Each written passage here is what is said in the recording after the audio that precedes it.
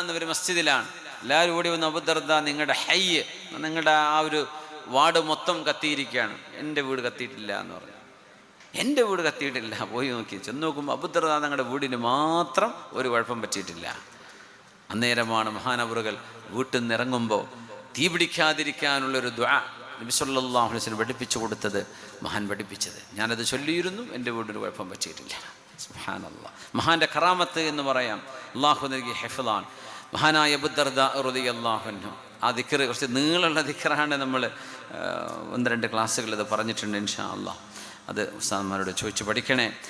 മഹാനവറുകൾ ലിമിഥിലി സാഅതി ഹാദിഹി മൻ യഅമൽ ലിമിഥിലി സാഅതി ഹാദിഹി, എൻ്റെ മൻ യഅമൽ ലിമിഥിലി മസ്റഈ ഹാദാ മൻ യഅമൽ ലിമിഥിലി യൗമി ഹാദാ. ഞാനിതാ മരിക്കുകയാണ്, എൻ്റെ ഈ അവസ്ഥയ്ക്ക് വേണ്ടി ആരാണ് പണിയെടുക്കാനുള്ളത്? ഞാൻ അല്ലാഹുവിലേക്ക് യാത്രയാവുകയാണ്, ഈ ദിവസത്തിന് വേണ്ടി ആരാണ് അധ്വാനിക്കാനുള്ളത്?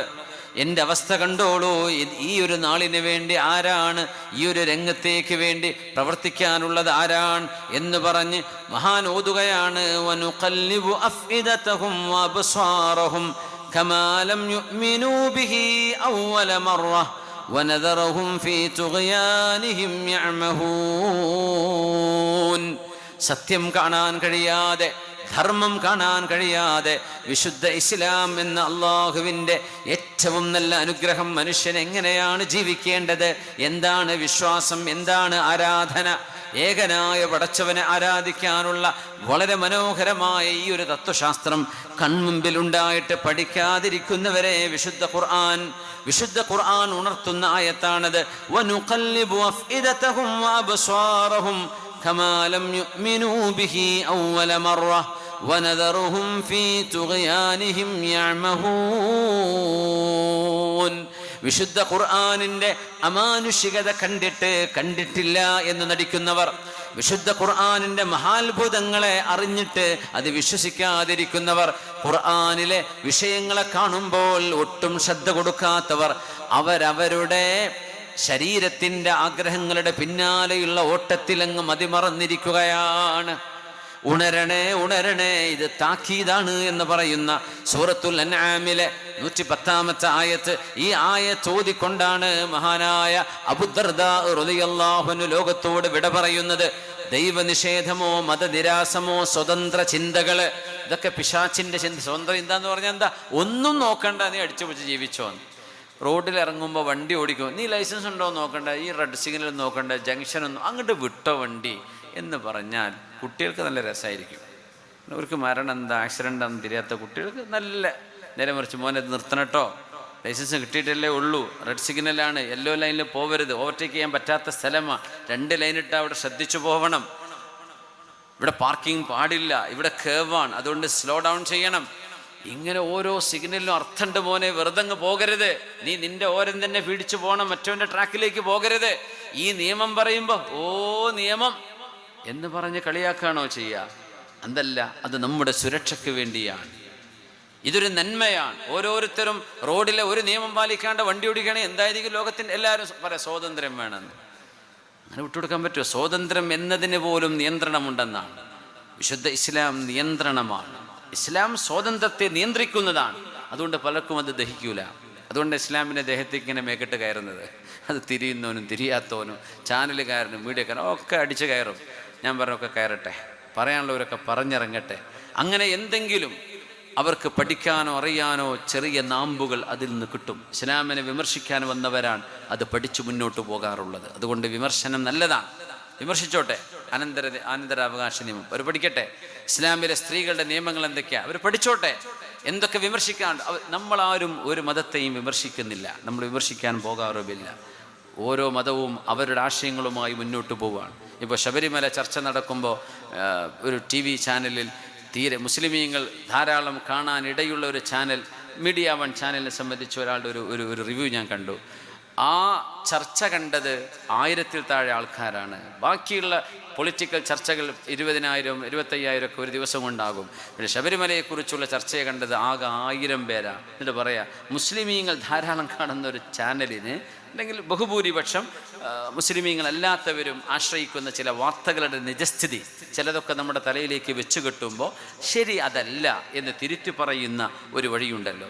അതിൻ്റെ പേരിലൊക്കെ ആ ചാനലിനെ ആശ്രയിക്കുന്ന ആളുകൾ, അപ്പോൾ അവർ പറയാം എന്തുകൊണ്ട് വ്യൂവേഴ്സ് കുറഞ്ഞ ഒരു ചാനലിനെ പുകഴ്ത്താൻ വേണ്ടി പറയല്ല, ഇത് നമ്മുടെ കാഴ്ചപ്പാടിനെ അത് വിലയിരുത്തിയാളുടെ പേര് ഞാൻ മറന്നുപോയി, അദ്ദേഹത്തിൻ്റെ ആർക്കും വേണ്ടി പറഞ്ഞാൽ അദ്ദേഹം പറയാം മുസ്ലിമീങ്ങൾക്ക് മറ്റൊരു മതത്തിലെ ചർച്ചയിലൊന്നും വലിയ താല്പര്യമില്ല, അത് അവരുടെ സ്വാതന്ത്ര്യമാണ്, അത് അവരായിക്കോട്ടെ, നമ്മളതിലൊന്നും കൈയിട്ട് കയറാൻ വേണ്ടി പോവണ്ട, നമ്മളാരും പോവാറില്ല, പക്ഷെ നമ്മുടെ മേക്കെട്ടാണ് ബാക്കിയുള്ളവരൊക്കെ വന്ന് കയറാറുള്ളത്, അത് കയറിക്കോട്ടെ, അത് അവർക്ക് പഠിക്കാനൊരു അവസരമാവട്ടെ എന്ന് മാത്രമാണ് നമ്മൾ ആശംസിക്കുന്നത്. പഠിച്ചോട്ടെ, വിമർശനങ്ങൾ ഉണ്ടാകുമ്പോഴാണ് അതിനെപ്പറ്റി പഠിക്കുള്ളൂ, അവർ പഠിച്ചോട്ടെ, സമയമെടുക്കും, ചിലപ്പോൾ ബ്ലാങ്കായിട്ട് വന്ന ആൾക്കാർ അത് പഠിക്കാൻ സമയമെടുത്തേക്കും, പഠിക്കട്ടെ, സമയമെടുത്ത് പഠിക്കട്ടെ, വെറും ഒരു ആക്ഷേപമായിട്ട് വേണ്ട, തിരുത്തേണ്ടത് തിരുത്തണം, പക്ഷെ ശരീഅത്തുൽ ഇസ്ലാമിൽ അങ്ങനെ തിരുത്തേണ്ടതായിട്ട് ഇല്ല.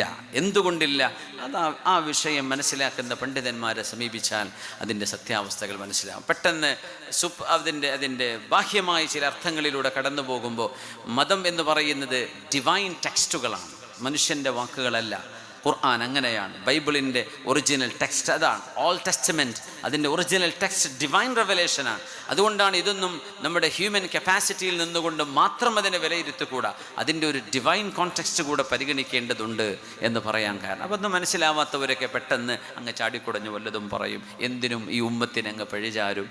അതൊക്കെ ചില ആളുകൾക്കൊരു ഹരവും, ചിലരുടെയൊക്കെ യൂട്യൂബ് ചാനലുകൾക്കും മറ്റു സോഷ്യൽ മീഡിയ ചാനലുകൾക്കും ഒക്കെ റീച്ച് കിട്ടാനുള്ള ഒരവസരവുമാണ്. ആയിക്കോട്ടെ, അതിലൊന്നും നമുക്ക് വേദനയില്ല, ഇല്ലാത്തത് പറയരുത്, അസത്യങ്ങൾ പറയരുത് ഈ ദീനിനെ കുറിച്ച്. നിങ്ങൾക്ക് വിമർശനമുണ്ടോ പറഞ്ഞോ, തിരുത്തിത്തരാൻ ഇവിടെ എത്രയോ പണ്ഡിതന്മാർ ജീവിച്ചിരിക്കുന്ന നാടാണിത്.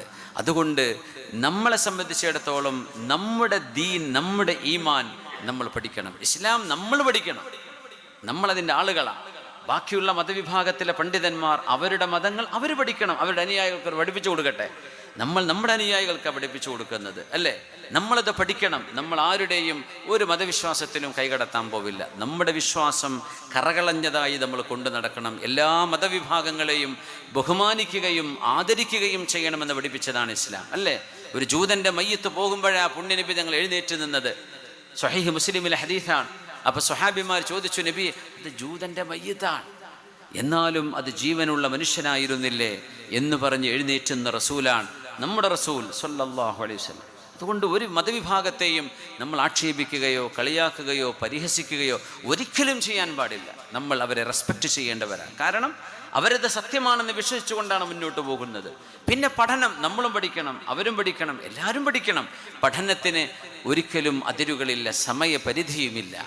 അതുകൊണ്ട് അറിവ് നേടണമേ, അറിവില്ലാതെ നിങ്ങൾ വിജ്ഞാനം നുകരാതെ, സത്യം മനസ്സിലാക്കാതെ വിശുദ്ധ ഗ്രന്ഥത്തെ നിങ്ങൾ കൊഞ്ഞനം കാണിച്ച് മരിച്ചു പോകുമ്പോൾ ജീവിതത്തിൻ്റെ വലിയൊരു സുവർണാവസരം നിങ്ങൾക്ക് നഷ്ടമാകുന്നു എന്ന് അള്ളാഹു പറയുന്ന ഭാഗമാണ് അബൂദർദാ റളിയല്ലാഹു അൻഹു ഓതിയത്. നമുക്കൊക്കെയുള്ള പാഠമാണ്.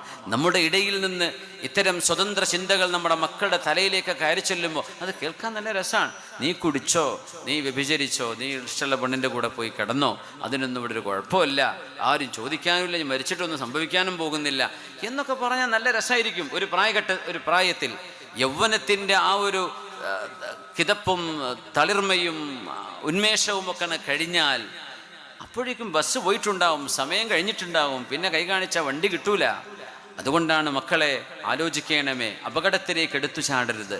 ബുദ്ധിയും സവിശേഷമായ ചിന്താശക്തിയും നൽകിയ ഒരു പടച്ചതമ്പുരാൻ എങ്ങനെയാണ് ജീവിക്കേണ്ടത് എന്ന മാർഗരേഖ നമ്മുടെ മുമ്പിൽ തന്നിരിക്കുകയാണ്.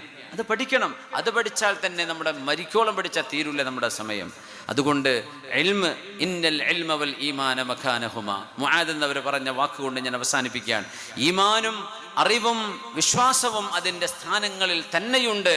ആര് മരിച്ചാലും അത് ഇല്ലാതായി പോകുന്നില്ല. മനിബ്തഗാഹുമാ വജദഹുമാ, ആരത് അന്വേഷിച്ചു പോകുന്നുവോ സത്യസന്ധമായ അറിവും വിശ്വാസവും അവർക്ക് ലഭിക്കുക തന്നെ ചെയ്യും എന്ന് മഹാനായ മുആദ് ഇബ്നു ജബൽ എന്ന പണ്ഡിതന്മാരുടെ നേതാവ്, ഹബീബിൻ്റെ സ്വഹാബിയും അനുയായിയുമായ മുആദ് ഇബ്നു ജബൽ സയ്യിദുൽ ഉലമാഇ വസാബിഖുഹും ഇലൽ ജന്ന റളിയല്ലാഹു തആല അൻ, അല്ലാഹുവിൻ്റെ ഹബീബിൻ്റെ സ്വഹാബികളിൽ പ്രഗത്ഭരായ ചില സ്വഹാബാക്കളുടെ ജീവിതത്തിൻ്റെ അവസാന ഘട്ടങ്ങളിലെ ചില ചർച്ചകളാണ് നമ്മൾ ചർച്ച ചെയ്തത്. നമ്മുടെ ജീവിതത്തിലേക്ക് എടുക്കാൻ പറ്റുന്നതൊക്കെ എടുക്കുക. അള്ളാഹു നന്മയ്ക്ക് വേണ്ടി നന്മയിലായി ജീവിക്കുകയും കലിമ ചൊല്ലി മരണസമയം സന്തോഷത്തോടെ അള്ളാഹുലേക്ക് യാത്രയാവുകയും ചെയ്യാൻ അള്ളാഹുവിനെ തൗഫീക്ക് നൽകണമേ തമ്പുരാനെ. ആമീൻ യാ റബ്ബൽ ആലമീൻ. നിങ്ങൾ ഓരോരുത്തരുടെ